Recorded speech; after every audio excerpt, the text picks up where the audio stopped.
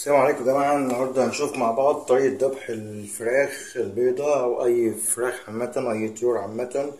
هنذبحها بالطريقة اللي بيذبحوا بيها في محلات الجزارة، محلات الفراخ. طريقة سهلة مش صعبة، أهم حاجة بس اللي هيذبح يكون قلبه جامد وما يخافش من الفرخة. الحاجة التانية طبعا لازم تكون سكينة حامية جدا كمان. أول حاجة هتعملها أو هتعمليها، هتمسكي الجناحين بس، ترفعي الجناحين كده. شايف ايدك دي؟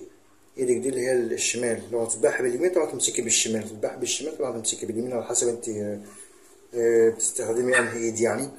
هتحطيها تحت جناح الفرخة اهو اهو اهو، ظهر ايدي من تحت، وش ايدي من فوق اهو، تحت جناح الفرخة اهو. ماشي، تحت جناح الفرخة طبعا لازم السكينة تكون حامية. تحت جناح الفرخة اهو، رفعت الفرخة اهو. تمام، بشد الفرخة لورا، بمسكها بالصباعين بتوع اللي تحت مع الجناح اهو. الموضوع سهل جدا جدا جدا جدا. لما اعمل كده الزر هيكون مشدود معايا، هيخلص بسرعة. يلا نسمي بسم الله ونبدأ. طبعا المية سخنة ما تكونش بتغلي عشان ما تهريش معاك الفرخة، تهريش معاك الجلد يعني. طبعا الموضوع ممل، انا قبل كده من الملل بتاع التنظيف بتاع تنظيف الريش سلختها والله، سلخت الفرخة خالص. أصعب حاجة بس الحاجات الريش الكبير طالما طلع خلاص كل حاجة بقت سهلة. الصغير ده مش مشكلة، الصغير ده بيطلع بسهولة. طبعا مش شاطر في الحاجات دي،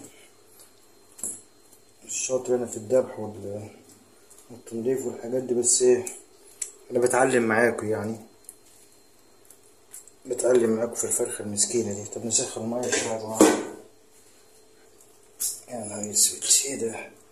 الله يكون في عون الحريم، والله العظيم الله يكون في عون الحريم اللي بتنضف فراخ وحمام وبط ووز. ايه ده؟ يا نهار اسود، يا نهار اسود على اللي انا فيها. ده انا توبة ان اذبح تاني ولا انضف تاني اساسا. ذبحت قبل كده ارنب، بس الارنب ايه، الارنب سهل في تنظيفه، سهل في سلخه. الارنب اسهل بكتير من الفراخ البيضة او من الطيور عامة. الطيور عامة والريش بتاعها قرف. يا عم ده انا بهدلت امها وقطعت الجلد ده ايه ده؟ لما انتوا ما بتعرفوش تنضفوا لما انتوا ما بتعرفوش تتشبعوا ليه يعني؟ ما بتعرفش تنضف ليه بتعملي فيها سرعة رجالة في بعض يعني، وتخش بصدرك يعني. بس والله ما هسيبها غير لما نضفتها زي الفل، زي الفل. مش هسيبها غير لما نضفها خلاص زي القشطة. الواحد لو وداها رياش يعني دفع لها 5 6 جنيه ولا 7 جنيه، مش كان كبر دماغه من الحاجات دي، مش كان يرتاح. توبة توبة إن كنت أذبح تاني، توبة إن كنت أنضف تاني فراخ، توبة بس أنضف دي وتبقى آخر نوبة. توبة فينك يا أما؟ ما ده أنا أما تنضيف الفراخ. الواحد عشان عايش لوحده، فاهمين انتوا يعني، فبيألف وبيعمل حاجات كده.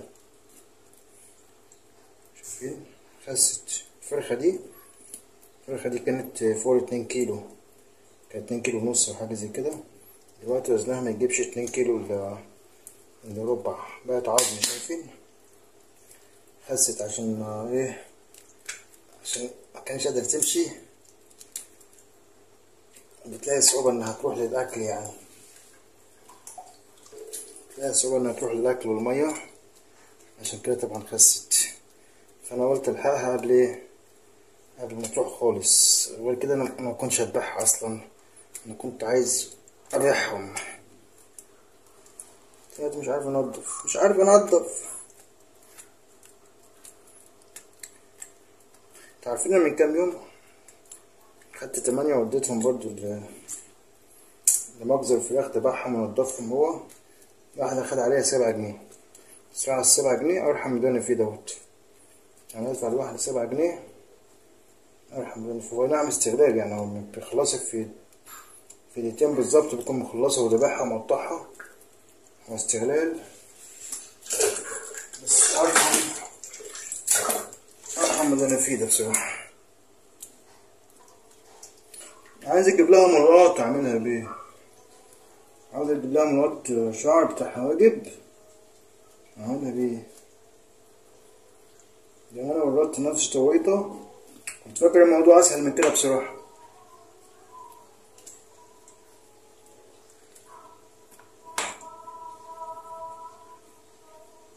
بجيب لها مرقط ولا اجيب لها مرقط؟ استنى، انا جبت لها مرقط اهو، استغسله.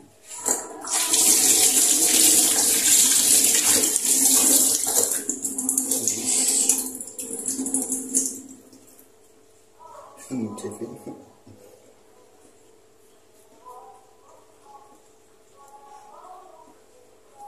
عشان بس نقطع الرجل دي عشان خيلاني بصراحة، مزولاني الرجل ده انا. هم بس شايفين نفسه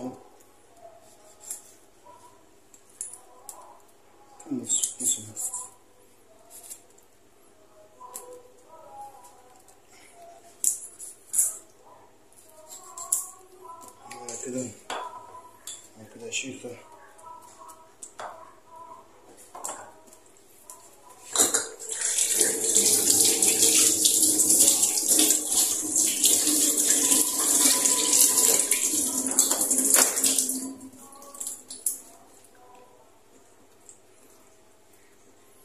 مش شايفين اي حاجة ما بتطلعش مع الشعر، بقطع الجلد كله وارميه.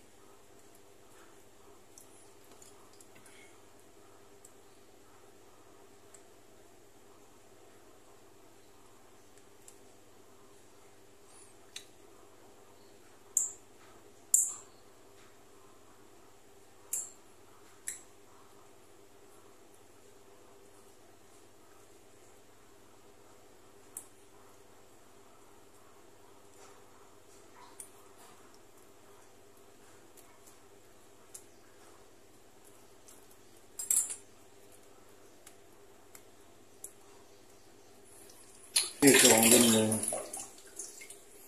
الأول دلوقتي الدم كان متجمع في كل حتة. الأول كده خفت يعني الحمد لله.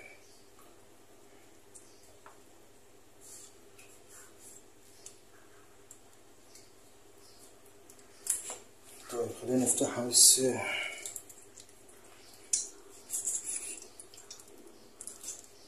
نفتح. أنا طلعت دماغي أقطعها، أنا طلعت دماغي أقطعها كده.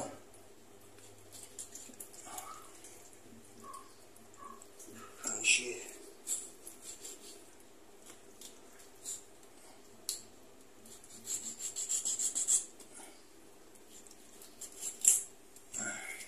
فين بهدلتها أصلا، والله العظيم بهدلتها.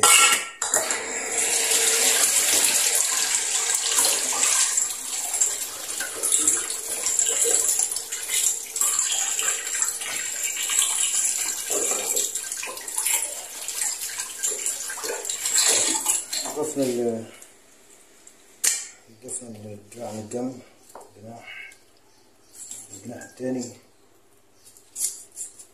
مش عارف ايه اللي انا عملته فيها الفرخة دي، بس الحمد لله يعني، الحمد لله نشكره على كل حال.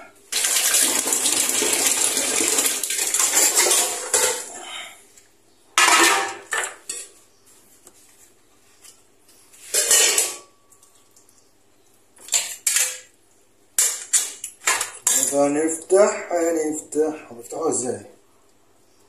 يا جماعة؟ أول حاجة بشيل الأنبولة دي. أول حاجة بشيل الأنبولة دي.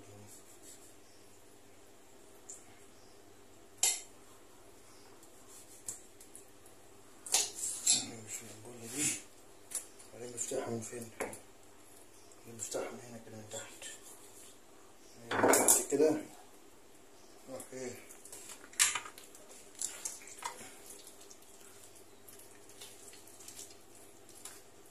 طبعا المصريين ده يا جماعة مش هرميها، المصريين ده هخليها فيه، مسامحين بالله عليك.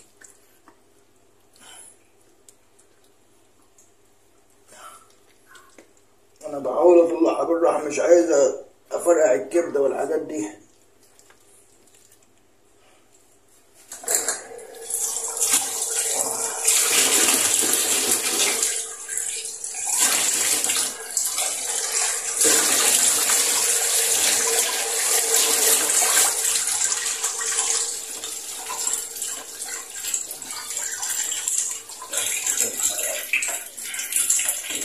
بالنسبة لمنظر الفرخة ده يا جماعة، ده منظر فرخة بنت ناس ده.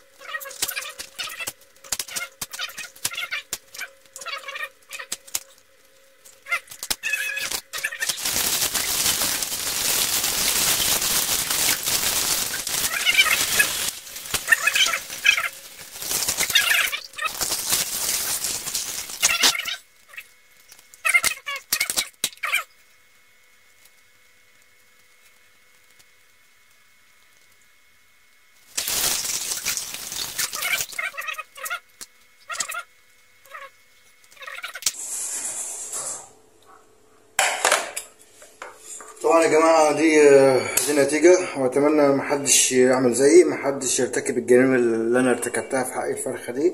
يعني بصراحة انا شخرمت ام الفرخة، بهدلت الجلد وبهدلت الفرخة وبهدلت كل حاجة فيها. فاتمنى محدش يقلد. انا كنت فاكر نفسي هعرف اعمل اللي انا عملته دوت، بس طبعا انا ما عملتش. انا بهدلتها، عرفت بس ازاي بهدلها، ما عرفتش ازاي انضفها. هو طبعا الذبح سهل مش مشكلة، المشكلة بس في التنظيف. فاتمنى محدش يعمل الجريمة دي، وكفاية اللي انا عملته فيها، ونلقاكم في جريمة اخرى.